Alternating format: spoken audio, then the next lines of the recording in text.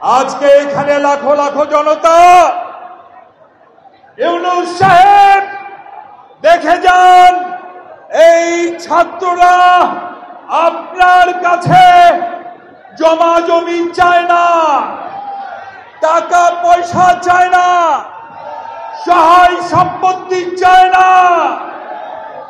এই ছাত্র ভাইরা অতি দ্রুত জনগণের নির্বাচিত সরকার দেখতে চায়। এই ছাত্র ছাত্রী ভাই এবং বোনেরা চায় যে শহীদ পরিবারগুলো রয়েছে তাদেরকে মূল্যায়ন ঠিক করা হচ্ছে না, রাষ্ট্র তাদের দায়িত্ব গ্রহণ করুক।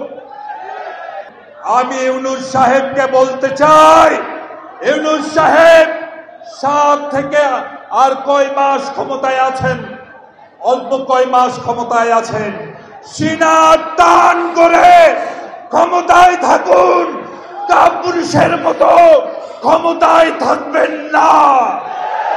যারা বাংলাদেশে অস্থিরতা সৃষ্টি করতে চায়, বাংলাদেশের বিশৃঙ্খলাকারীদের আশ্রয় দিয়ে তাদের বিরুদ্ধে জাতিসংঘে অভিযোগ উপস্থাপন করুন।